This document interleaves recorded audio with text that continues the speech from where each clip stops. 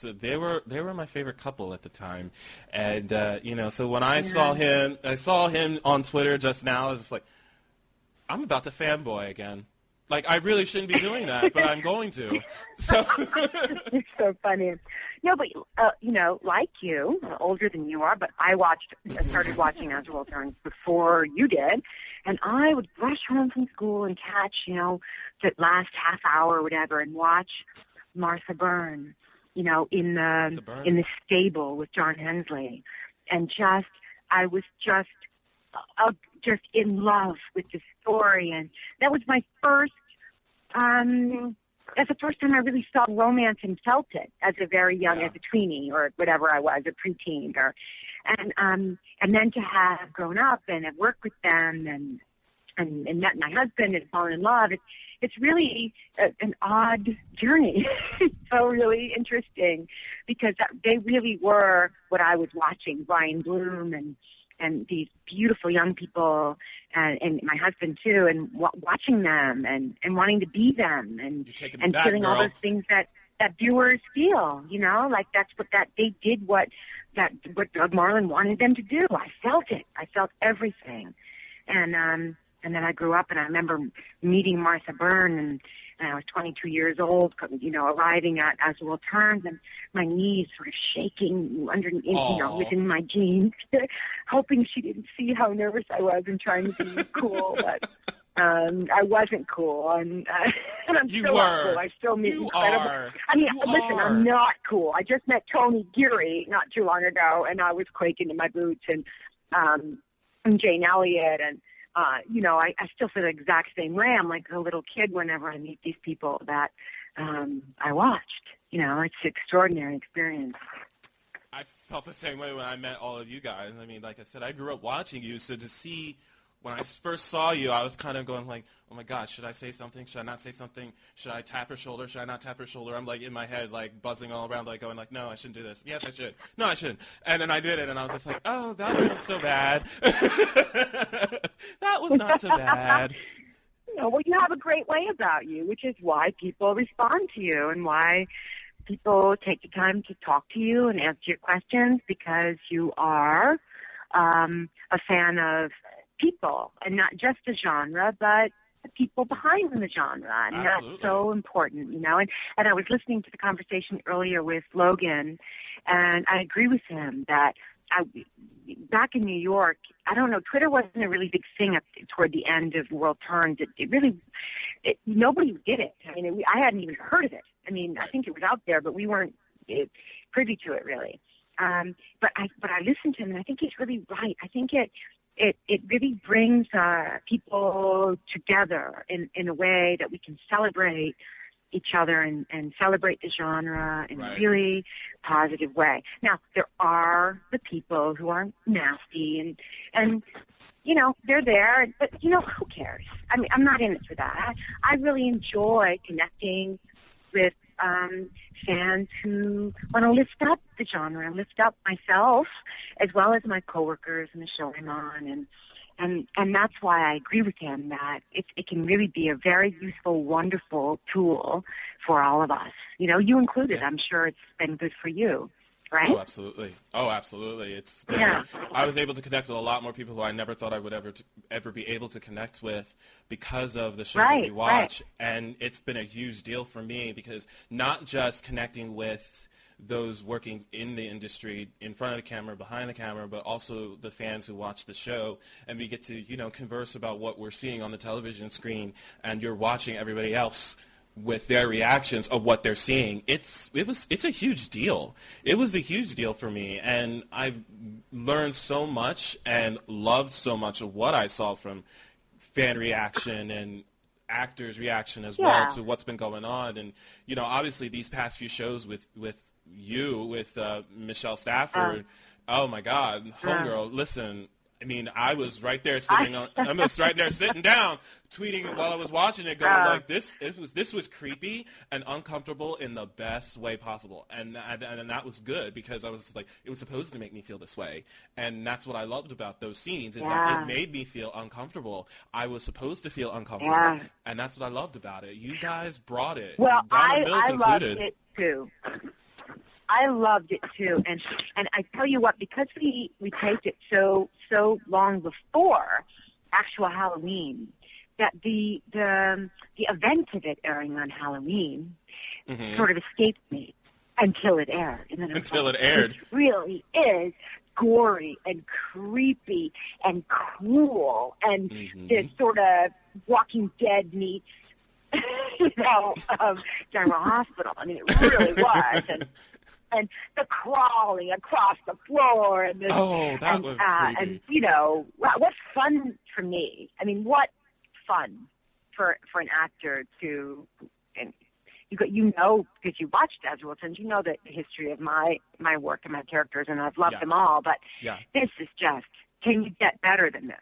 One day you're shooting somebody, the next day you're bleeding, crawling, not even crawling, you're pulling yourself across the floor to freedom or to find the baby. I mean, it's such an experience and a gift as an actor to be able to play this deliciously, I can't swear, but screwed up, but beautiful person. And she's this whirlwind of every emotion anyone has ever had, and she walks around with it like all the time, like a little tornado. And I love it. I love it about her. Watching Maura on screen is like like a roller coaster. There's so many things that compare it to. But I disagree. I watch it. I'm captivated.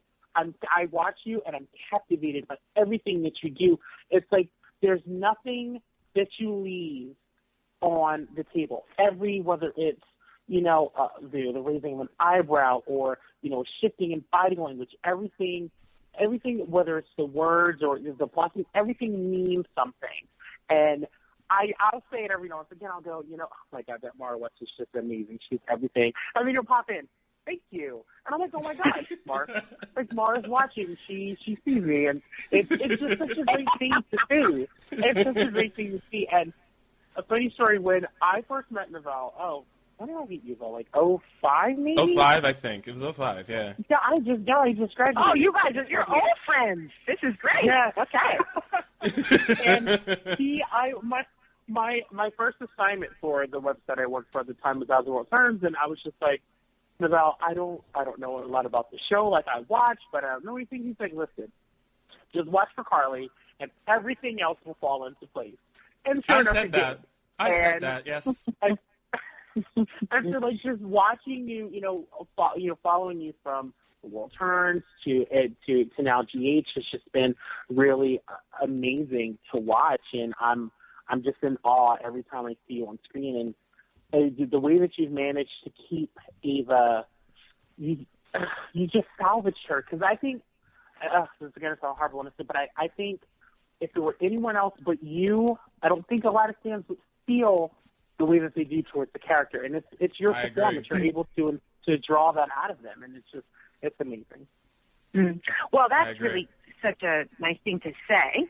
So I'm grateful, thank you. But I also think it's always in the writing, and these writers are amazing. So they can write the craziest, kookiest thing, and you go, this can't possibly be happening. But underneath this story are actual, real people communicating, and that's what I look for as an actor. And I don't ad lib. I mean, it's all their words. So it's all there. Okay. I mean, it's all written for me, and so it's really them, and I guess somewhat my interpretation. But I mean, they really are giving it to me. I mean, I read the script and I read it again, and sometimes I go, "Oh my God, what am I going to do with this?" Like being paralyzed. I was like, "Oh no, goodness gracious! Well, how can I do this? I'm going to be paralyzed for 3 episodes. What am I going to do? I mean, how can I be an actor and be paralyzed?" And I'm like, "Okay." And that was the first read through, and then I read through it again, and I said, but look what she gets to say.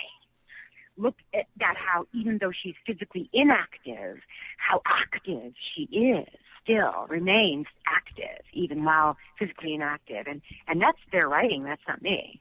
And so I think, well, maybe it's a it's a symbiotic relationship or something, or we work together in a way. But they definitely give it to me. I don't create it. It's all in the language. It's all in the words that they give me, which I honor as best I can. Right. And you're doing a damn good job, girl. I mean, seriously, I have never seen so many people come out and showing the love for Ava than ever before. I mean, they love Ava Jerome. I love Ava Jerome, partly because it's you. I love Ava Jerome too. I love her. I just do. Partly because it's Maura West playing the part. Yes, partly because Maura West playing the part. But, she's awesome. She walks around town like she's basically the baddest bitch and doesn't give a shit. And I love that about her. Yeah, and then yet, though, I mean, I think that's true. And then yet you see her, at a table with her brother, sharing Chinese food. And there's a sweetness. And that's all in the script. So it's this and that and everything, just like actual human beings are. And that's what I find interesting. Yeah. But don't you act one way in public and another way when you're talking to your family? We all do. Yeah, it's just a fact. But this is like written in to the script for her, that she behaves one way if she's talking to Carly in the lobby of the hotel. But then when she's behind, quietly speaking to her lover, Morgan, it's a whole other thing. And that's beautiful and that's real. And I think that's what's so honest about her, Yeah, I love her. I love her, too. I can't wait to see more. But I don't want to keep you. I don't want to talk about me. I'm not here to talk about me. I'm here to talk about you. You're here to talk about me. And I know you have other people to move on to, so don't let me keep you. I just wanted to tell you that I just adore you from the day we met. Yes. And I think that so many of us do, and I have such respect for you, and happy anniversary, and I'll keep listening. So keep going, and I'll keep listening. Thank you so much. I appreciate it. Love you to death. Okay. We'll talk again soon, I hope, okay? Oh, yes, no doubt. Oh, that's going to happen, okay. For sure. Congratulations to you again. Thank you, love. Bye-bye, baby. Bye-bye. I love her. Like, I do. I love her. I love her, too. I mean, she's just, While we're trying, it's more freaking West. It is, but I love her to death. I love her so much, and I believe we have someone on who I love just as much as Maura West. Someone who I adore so much, and I'm ready for her to fangirl right now. Go ahead, love. Go ahead and fangirl. Happy anniversary to you. Martha Madison is joining us right now. I love this woman. I love this woman. What's up, baby? How are you? I'm good. Feeding the kid and, taking care of the dog. Usual. The dog and your kid's getting big. Oh my God, she just had a 1-year birthday. It's like I feel like I'm 60 years old already. It's just gonna go by so fast. You said you feel 50 years old. No, I'm just an old lady. Oh wait. You are not an old lady. What are you talking about? Yeah. So what's up, anniversary boy? Since I knew that you were going to be here tonight, I have a little Waymint for you. Oh, good. I have a little Waymint for you. So, as most of you know, when I'm on Twitter and I see something that pretty much shocks the hell out of me, I always hashtag it with Waymint. And I also do it on Facebook as well. And I knew since she was coming, I was like, there was a story I saw earlier this afternoon where I was like, I think I'm going to mention this on the show tonight while Martha is on the phone. So, oh my God. So, okay, look, let me start off by saying this. I understand that if you are not working and you need assistance from the government, Ryan, let me finish. Okay. Because I know Ryan is going to have a comment. That's why I'm like, nope, let me finish. So I know that if you're working and you need assistance from the government to help you out until you find your way, that's fine. I have nothing against that. I think that is totally kosher until you get back on your feet. But how in the world? Okay, this chick, 30 years old, been on